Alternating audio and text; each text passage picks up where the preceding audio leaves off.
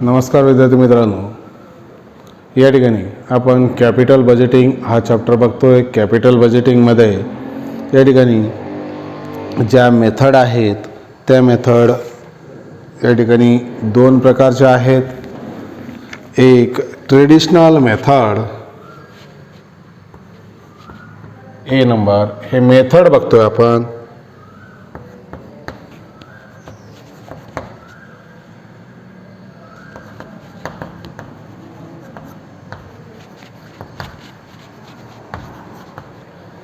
आणि दुसरी आहे बी नंबर.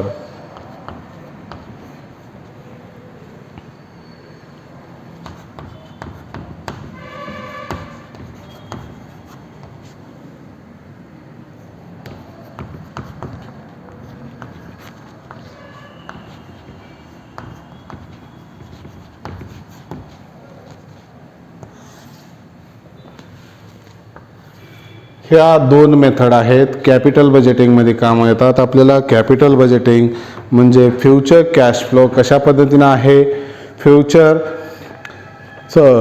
या ठिकाणी आपल्याला इन्व्हेस्टमेंट करायचं आहे, लार्ज इन्व्हेस्टमेंट करायचं आहे तर कॅपिटल बजेटिंग महत्त्वाचं आहे. त्यानंतर लॉंग टर्म कमिटमेंट करायचं आहे आपल्याला फंडच्या संदर्भात, तरी देखील या ठिकाणी कॅपिटल बजेटिंग महत्त्वाचं ठरतं. त्यानंतर long term effect of profitability याच्यावर देखील या ठिकाणी कॅपिटल बजेटिंग महत्त्वाचं आहे. त्यानंतर डिफिकल्ट ऑफ इन्व्हेस्टमेंट डिसिजन घ्यायचं आहे तर त्याच्यावर देखील या ठिकाणी हायर रिस्क किती आहे, अनसर्टनिटीज ऑफ फ्युचर म्हणजे अनिश्चितता किती आहे, हे देखील या ठिकाणी जाणून घेण्यासाठी आपल्याला कॅपिटल बजेटिंग महत्त्वाचं ठरतं. आता या दोन मेथड मुख्य आहेत. याच्यामध्ये एक नंबर पे बॅक पिरियड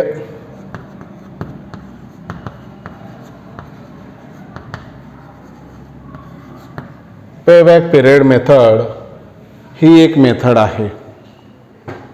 आता याला एक फॉर्म्युला आहे, तो formula initial cash outlay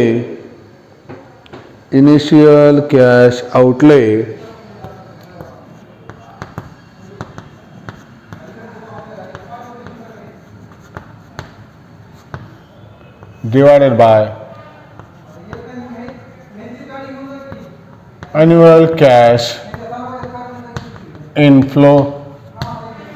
annual cash inflow या पद्धतीनं आहे.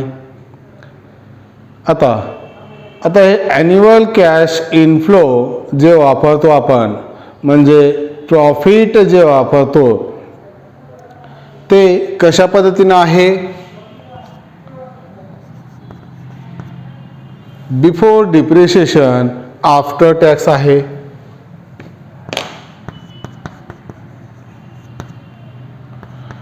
Before depreciation and after tax. ठीक आहे, या पद्धतीनं हे पोस्ट पे बॅक पिरियड. त्याच्यानंतर या ठिकाणी दुसरं या ठिकाणी जे इम्प्रूव्हमेंट इज ट्रेडिशनल. दुसरी जी मेथड आहे improvement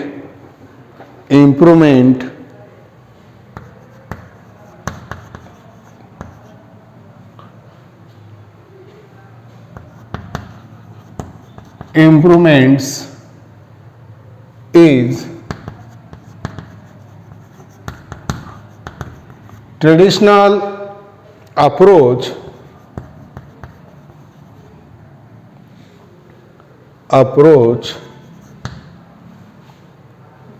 to pay back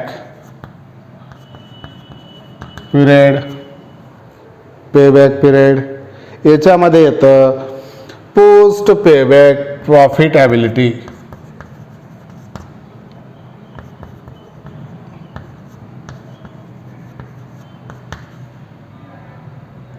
post payback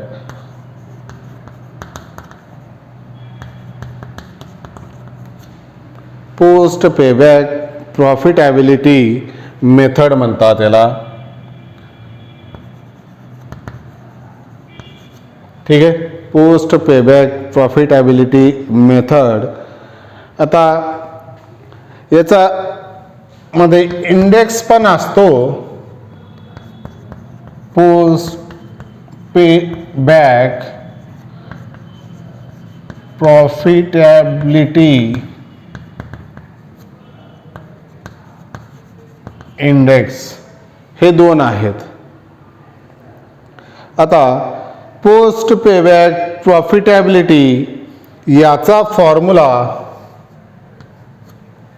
या ठिकाणी लिहितोय मी. तो फॉर्म्युला आहे annual cash inflow minus into ब्रॅकेटमध्ये इस्टिमेटेड लाईफ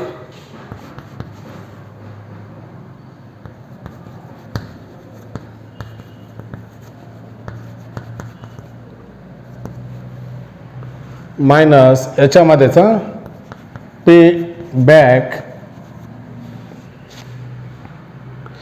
थोडं खालीच लिहितो मी. ॲन्युअल कॅश इनफ्लो इंटू ब्रॅकेटमध्ये आहे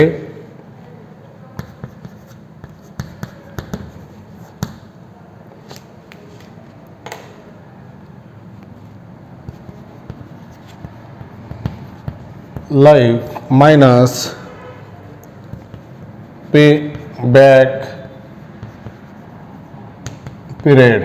ठीक आहे, या पद्धतीनं याचा हे फॉर्म्युला आहे. आता पोस्ट पेबॅक प्रॉफिटॅबिलिटीचा formula post payback profit divided by investment याचा formula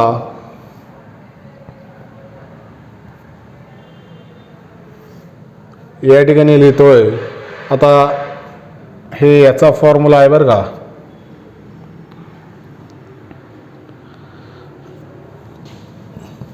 post pay back profitability divided by investment into 100 या पद्धतीनं याचा फॉर्म्युला आहे. ठीक आहे, त्यानंतर आहे rate of return method. Rate of return method हे नंतर बघू आपण. 3rd नंबर याच्यामध्येच रेट ऑफ रिटर्न मेथड. ठीक आहे, याच्यामध्ये 4 आहेत. एक average rate of return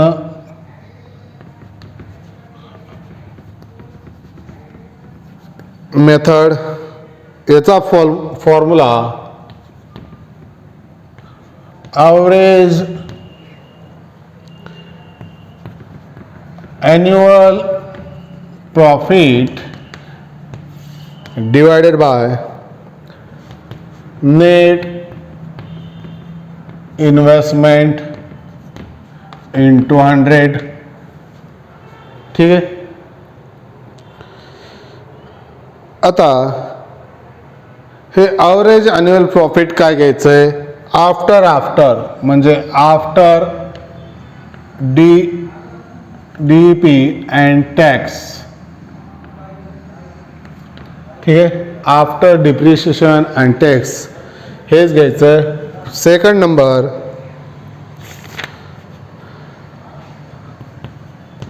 return per unit of investment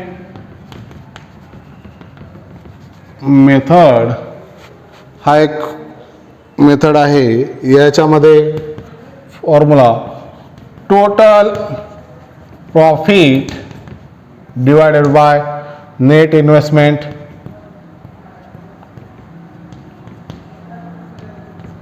into 100. ठीक आहे.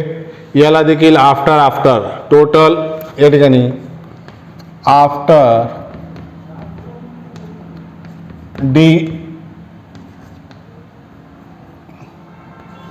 डिप्रिशिएशन अँड टॅक्स हे प्रॉफिट वापरायचं या मेथडला. थर्ड नंबरला return on average investment method. आता याचा फॉर्म्युला आहे total profit divided by average investment into 100. ठीक आहे. 4 नंबर या ठिकाणी average return on average investment method. आता दोन्ही ॲव्हरेज आहे म्हणून ॲव्हरेज ॲन्युअल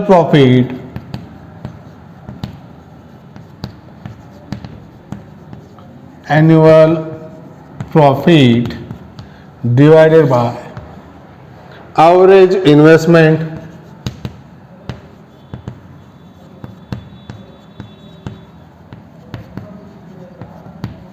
इंटू 100. ठीक आहे. या पद्धतीनं हे ट्रेडिशनल मेथडच्या या ठिकाणी मेथड आहेत. पेबॅक पिरियड मेथड त्याच्यामध्ये initial cash outlay divided by annual cash inflow before depreciation after tax घ्यायचा. ठीक आहे. त्यानंतर improvement is traditional approach to payback period method.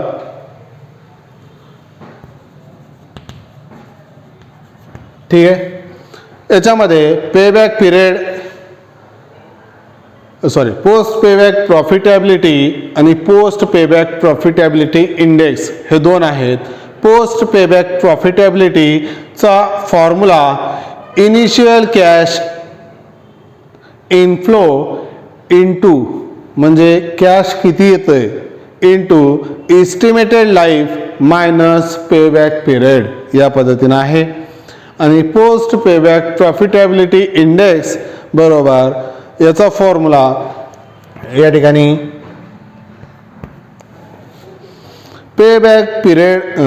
Post payback profitability divided by investment into 100 या पद्धतीनं याचा formula आहे.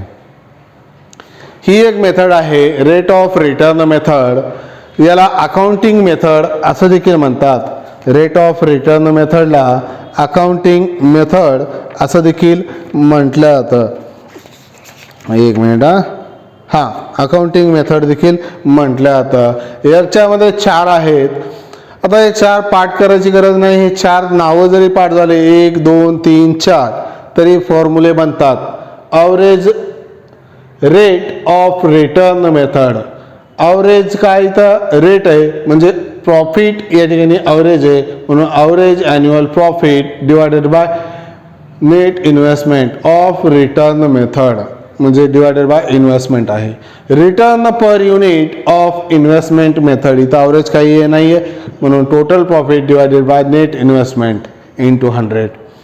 इथं return on average investment method म्हणजे total profit divided by average investment into 100. त्याच्यानंतर चौथं average return on average investment method. मग दोन्ही ॲव्हरेज आहे. Average annual profit divided by average investment into 100 या पद्धतीने या ठिकाणी हे फॉर्म्युला बनतोय. ठीक आहे. हे ट्रेडिशनल मेथड झालं. हे मोडतोय. ठीक आहे.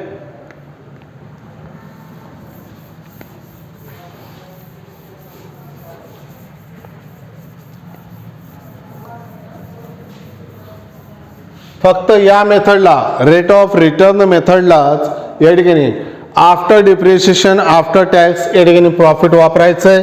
बाकी सर्व याला बिफोर डिप्रिशिएशन आफ्टर टॅक्स या ठिकाणी प्रॉफिट वापरावं लागतं. ठीक आहे. आता त्यानंतर आहे आपल्याला या ठिकाणी जी बघायची मेथड आहे ती टाइम ॲडजस्टमेंट मेथड. हे बी नंबरची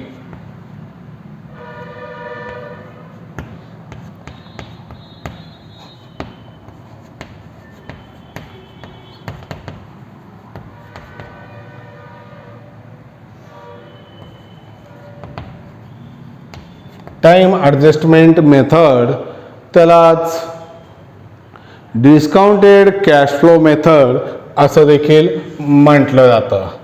याच्यामध्ये एक नंबरला आहे net present value method.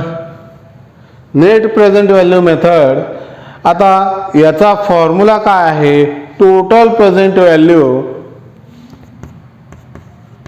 Total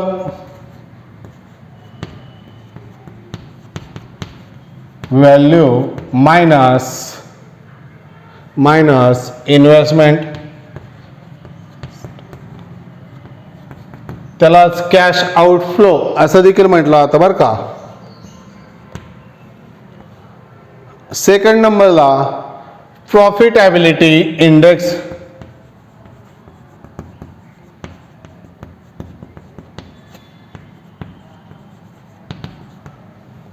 profitability index.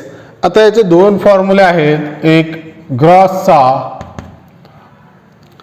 Present value, total present value divided by investment present value किंवा total present value divided by investment. ठीक आहे. आणि नेट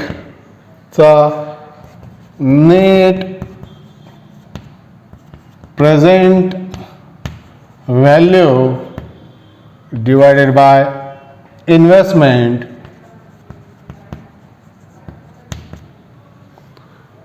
हे दोन फॉर्म्युले. ठीक आहे. आता तिसरं आहे, जी तिसरी मेथड याच्यामध्ये ती मेथड आहे internal rate of return method. तिसरी मेथड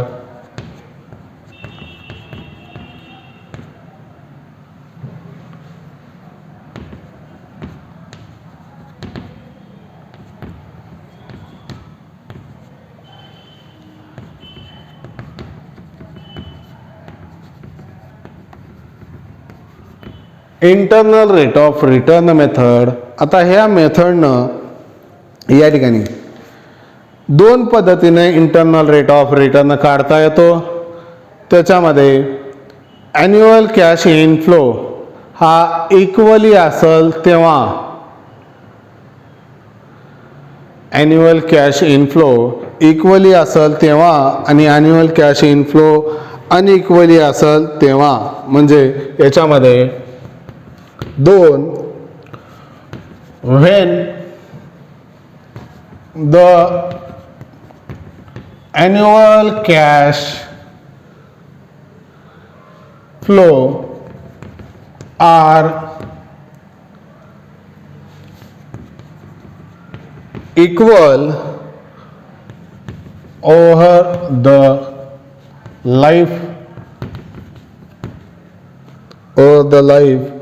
of assets तेव्हा एक, आणि सेकंड नंबरला when the annual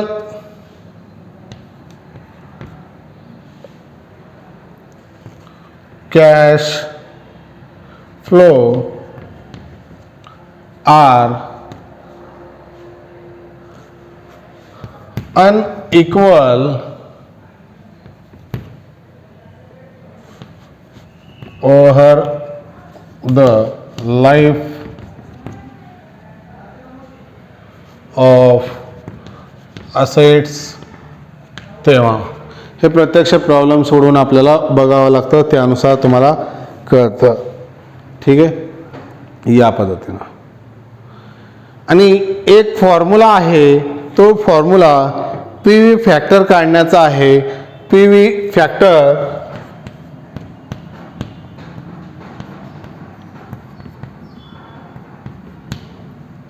याला प्रेझेंट व्हॅल्यू फॅक्टर असं म्हटलं जातं. याचा फॉर्म्युला आहे 1/1 अधिक r ब्रॅकेटचा n-वा घात. या पद्धतीनं हे फॉर्म्युला आहे. ठीक आहे. आता राहिलेला भाग या चॅप्टरमध्ये प्रत्यक्ष प्रॉब्लेम सोडून बघण्याचा, ते आपण प्रत्येकावर एक प्रॉब्लेम बघू, जेणेकरून 8-10 प्रॉब्लेम होतात. ते 8-10 प्रॉब्लेम तुम्हाला या ठिकाणी कामी येतील. ठीक आहे. राहिलेला भाग नंतर बघू. ठीक आहे. धन्यवाद.